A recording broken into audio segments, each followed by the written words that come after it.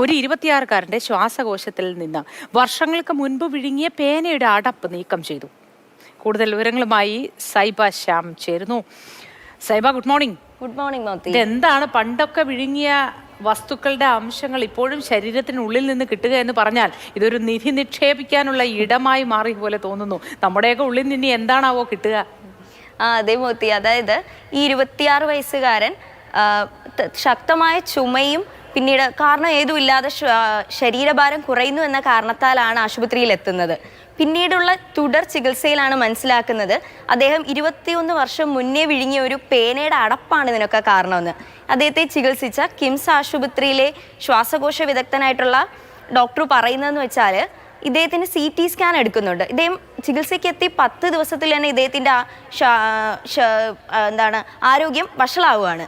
അങ്ങനെ CT scan എടുക്കുമ്പോൾ ശ്വാസകോശത്തിൽ എന്തോ ഒരു മുഴ പോലെയാണ് കാണുന്നത്. അപ്പോൾ ആദ്യം മനസ്സിലാക്കുന്നത് ഈ മുഴയാണ് ഇദ്ദേഹത്തിൻ്റെ ചുമയ്ക്കൊക്കെ കാരണമെന്നാണ്. പക്ഷെ പിന്നീടുള്ള നിരീക്ഷണത്തിലാണ് മനസ്സിലാക്കുന്നത് ഈ മുഴയല്ല, ഇദ്ദേഹത്തിൻ്റെ ശരീരത്തിൽ മറ്റെന്തോ ഒരു വസ്തു ശ്വാസകോശത്തിൽ ഉണ്ട് എന്നുള്ള കാര്യം.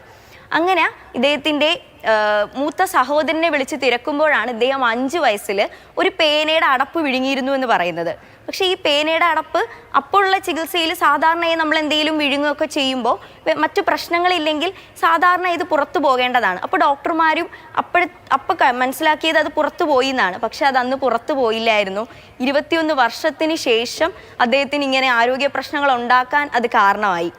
3 മണിക്കൂറുള്ള ഒരു പരിശ്രമത്തിലാണ് ഈ പേനയുടെ അടപ്പ് പുറത്തെടുക്കുന്നത്. അദ്ദേഹത്തിൻ്റെ ശ്വാസകോശത്തിൻ്റെ ഒരു ഭാഗത്ത് കാര്യമായ പ്രശ്നങ്ങൾ ഈ പേനയുടെ അടപ്പ് ഉണ്ടാക്കിയിരുന്നു. പക്ഷേങ്കിൽ ആൻറ്റിബയോട്ടിക് ചികിത്സയിലൂടെയൊക്കെ തന്നെ ഇപ്പം സുഖം പ്രാപിച്ചിട്ടുണ്ട് അദ്ദേഹം. എന്നാൽ നമുക്ക് പെട്ടെന്ന് കേൾക്കുമ്പോൾ ഇതൊരു കൗതുകമുള്ള വാർത്തയായിട്ടൊക്കെ തോന്നുമെങ്കിലും ഈ വാർത്തകൾ പങ്കുവയ്ക്കുന്നതിനോടൊപ്പം ഈ ഡോക്ടർ പറയുന്ന ഒരു കാര്യമുണ്ട്. ഇദ്ദേഹത്തിൻ്റെ ശ്വാസകോശത്തിൻ്റെ ഒരു ഭാഗം ഒരുപക്ഷെ ചികിത്സ വൈകിയിരുന്നെങ്കിൽ മുറിച്ചു മാറ്റേണ്ട അവസ്ഥ വരെ എത്തുമായിരുന്നു എന്നാണ്. അപ്പോൾ ഇത് ശരിക്കും നമ്മൾ ജാഗ്രത പാലിക്കേണ്ട ഒരു വിഷയം തന്നെയാണ് മോത്തി.